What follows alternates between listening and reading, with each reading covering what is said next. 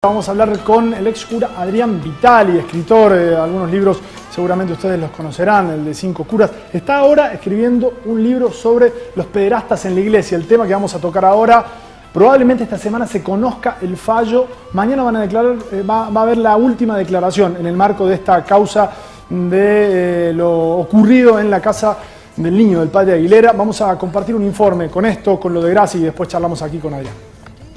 Y proceder a la inmediata detención de Julio César Grassi en el entendimiento que una decisión en contrario a esta altura sería de alta gravedad institucional e impediría restablecer la vigencia de las normas y la confianza en la justicia.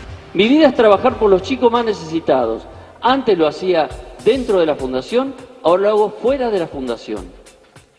Cumplí estrictamente las medidas. Y es mentira, como dice el doctor Gallego, que le mintió a la sociedad el primer día el tema de las pericias, y me llama pedófilo que se haga cargo de eso, lo mismo que el doctor Piris. En la pericia de Calafate dice claramente que no tengo rasgos de pedófilo, ningún rasgo de pedófilo. Lo dice con claridad y en ningún momento dice que tengo los rasgos de un abusador sexual. Mentira, doctor Gallego. Por favor, acompañen al señor Grassi a la sala contigua. Fue interesante ver la desfachatez de este sujeto que se creía un poderoso intocable, que durante 13 años mantuvo en vilo sobre todo a los niños, a las víctimas de este proceso. Y bueno, por las víctimas y para las víctimas, este fallo que empiece a restablecer las garantías y un poco de paz para los niños, ¿no? Revivir esos hechos es algo muy doloroso. Y bueno, pero igualmente, más allá de eso, estamos contentos que se haya iniciado la audiencia, que por fin haya juicio sobre estos abusos, teniendo en cuenta sobre todo que es el primer abuso, la primera causa que llega a esta instancia y que seguramente va a servir para descorrer el velo de oscuridad que hay sobre todo lo que sucede ahí adentro y para darle ánimo a un montón de víctimas que todavía no tienen el valor ni la decisión de hablar, pero que sabemos que pasaron por situaciones similares, para que confíen en la justicia y puedan denunciar los hechos que sufrieron. No deja de ser fuerte, ¿no? Porque tener que declarar y ver la cara de a esas personas que se pueden llamar personas, las que hicieron daño, bueno, fue muy fuerte. Sí, pero estoy muy tranquila por haber contado la verdad. Eso es lo que nos da paz y tranquilidad, el haber dicho la verdad y el haber sido la voz de los chicos, tanto de mi hija como del resto de los chicos. Estamos ya con Adrián Vitali, nos acompaña. ¿Cómo estás, Adrián? Gracias por venir. Gracias por la invitación. ¿Qué fue lo que pasó? Que con 2 sentencias en la espalda se protegió del modo en que se protegió a Grassi. ¿Qué poder lo protegía? ¿Qué vínculos tenía? ¿Quiénes le temían? ¿Por qué llegamos a la situación del otro día recién para ver a Grassi? Grassi vivía además en una casa quinta, con pileta, con un montón de privilegios. Sí, yo creo también apoyado por el poder político en su momento. Acordate que Cavallo lo había apoyado, la plata se la dio Cavallo, o sea, Menem, Yabrán, o sea, tenía todo un círculo de poder increíble. Incluso apoyado también en los medios, ¿no? El programa de Susana Jiménez también era parte de ese vínculo, de esta estrategia de poder y de dineros mutuos que se sacaba en nombre de la caridad, ¿no? Pero Alimberti dicen, ¿no? Que estaba cercano que estaba y le temía. Y le tenía el miedo. Es más, el mismo obispo Laguna, que era el obispo de Morón, que tuvo una actitud absolutamente distinta a la que tiene el obispo actual de Morón, de salir a cuestionar el fallo.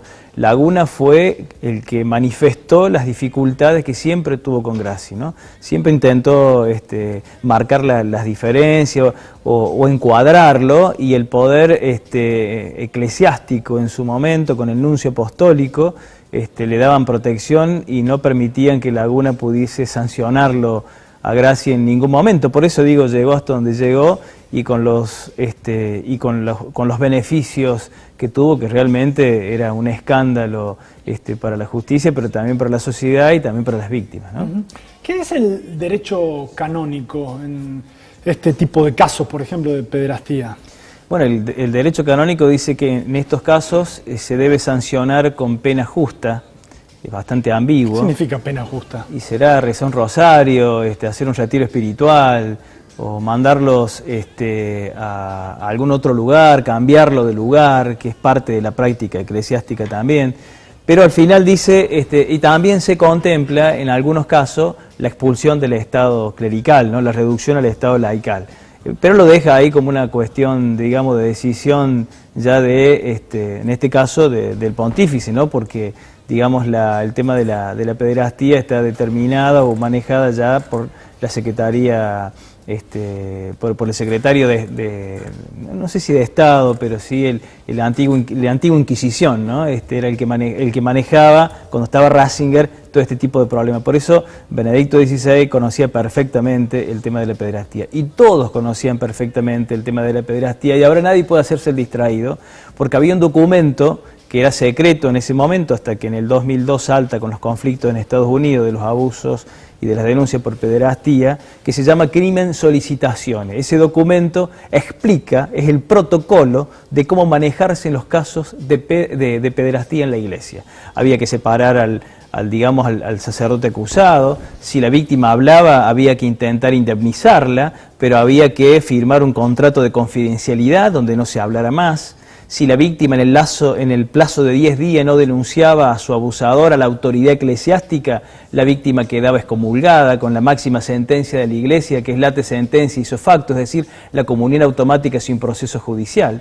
Todo en torno al secretismo, ¿no? O sea, todos conocían. Ese documento está en todos los arzobispados y diócesis del mundo y en todas las casas religiosas. O sea, todos saben cómo se maneja el tema. O sea, nadie puede hacerse el distraído, ¿no? Entonces ahora, con el tema que lo instaló Benedicto, con el tema de tolerancia cero, que me parece excelente, pero bueno, no vemos todavía señales importantes. Recién ahora Francisco... ha habido algunos casos con el obispo de Perú, con el nuncio apostólico, un nuncio apostólico que era polaco también, que fue destituido. Son los primeros casos que se empiezan a ver, y esperemos que Grassi sea también el próximo caso que Francisco tome en el tema de la destitución y la reducción del Estado laical. Me están opinando mucho en Twitter, pero el caso fue girado ya a Roma. ¿Qué puede pasar ahora? Y recién ahora fue girado. En realidad se tendría que haber girado hace 12 años cuando salta el problema, porque son dos justicias paralelas. Una cosa es la justicia civil y otra cosa es la canónica, porque el Estado Vaticano es un Estado y tiene su propia legislación. O sea, tranquilamente podría haber iniciado el caso ante esta situación tan pública. Hay un informe del Obispado de Morón, ¿no? Que en primero era muy positivo, le permitía seguir dando misas a Grassi.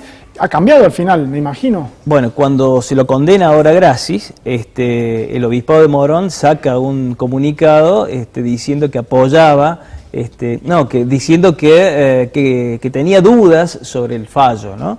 Pero esa duda era... amparaba. Claro, pero esa duda era en base a un informe que se había hecho desde la Conferencia Episcopal, que habían contratado un estudio jurídico para que intentara demostrar la inocencia de Grassi. Ese mismo estudio jurídico lo había usado la familia de Yabran y que había pagado $1 millón para que demostrara la inocencia de Yabran en el tema cabeza, ¿no?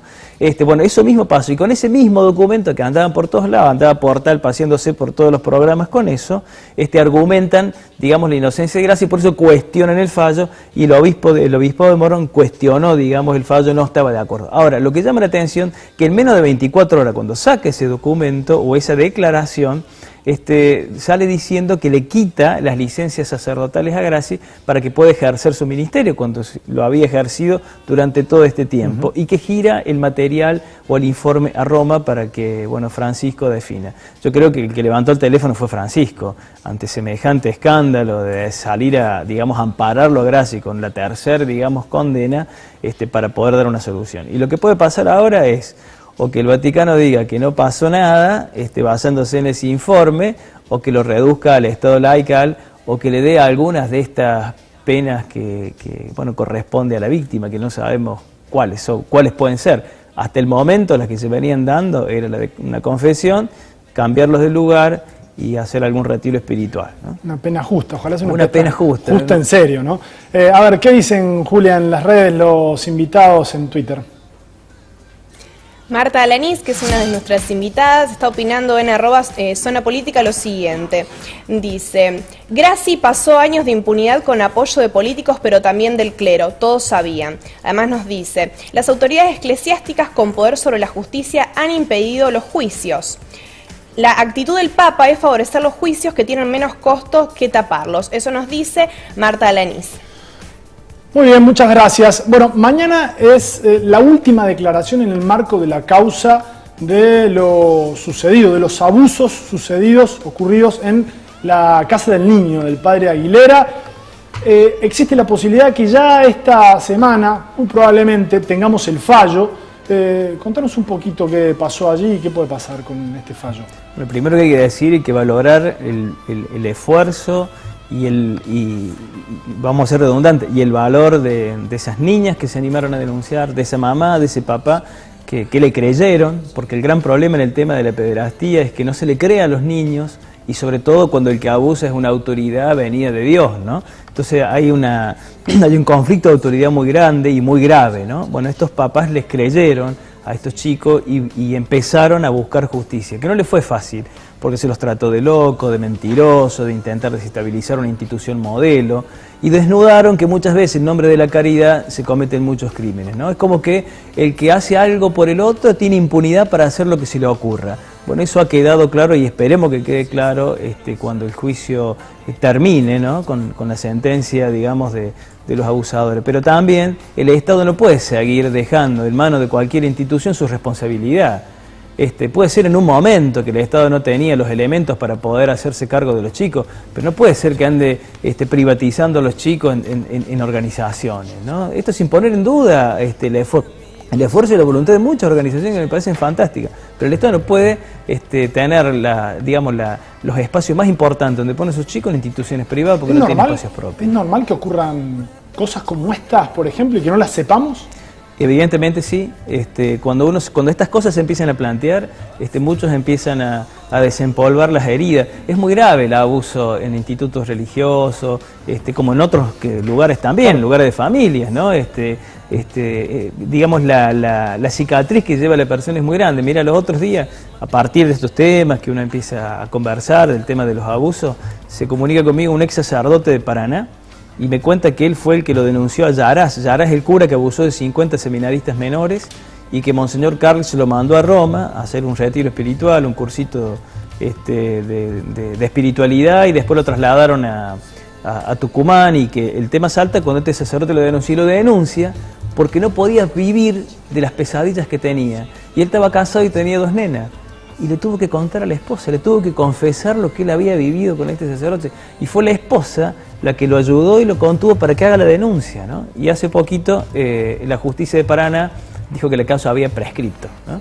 Entonces digo, son cuestiones que hay que poner en debate, porque solo las víctimas pueden correr el velo de la impunidad. Así como lo hizo Norma, la mamá con sus niñas, así como en Buenos Aires lo hicieron estos chicos con el tema Graci. Hay muchos casos de condena. Graci no es el único, ha sido el más mediático. Hay como 15 casos más de condena. En la cárcel donde está Graci, ahora en Campana, está el sacerdote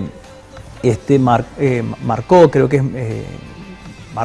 es, que también abusó en un hogar de niños indigente de esos chicos y los manipulaba, le compraba cosas para poder abusar de él. Digo, están juntos ahora, pero hay varios. Está Sasso, que fue el primero condenado a 17 años, que se abusaba de niñas que venían a buscar comida porque tenían hambre y se abusaba antes de darle la comida. O sea, hay varios modelos en esto, digo, de los abusos eclesiásticos. Una última cosa que te quiero preguntar, Adrián. ¿Qué hace la jerarquía, qué hace la cúpula de la Iglesia en casos como este? ¿Está acompañando a la víctima? Mira, en ninguno de estos casos se ha acompañado a las víctimas, ¿no? En los que yo conozco, nunca se acompañó. No se acompañó a las víctimas de la casa del padre Aguilera, de la jerarquía eclesiástica, tampoco se acompañó en el tema del cura Graci, y me consta, porque he estado esta semana con las víctimas y con la gente que los estuvo ayudando, que han ido a la conferencia episcopal, que han ido a hablar con autoridades máximas de la Iglesia y nunca fueron recibidos. Y no es el primer caso, ¿eh? Está el otro caso de otro muchacho que fue abusado por un sacerdote que tenía SIDA y que hace poquito fue condenado el obispado de Quilmes a pagar una indemnización por abuso. Es el primer caso que se da, como se ha dado en Estados Unidos. Y la Iglesia le tiene terror a eso, a los juicios civiles, porque va a tener que vender varias de sus propiedades para poder hacer frente como cualquier otra institución cuando ha cometido un delito o un crimen, ¿no? Adrián Vitali, muchas gracias por visitarnos aquí en Zona Política. Bueno, gracias por la invitación. Bueno.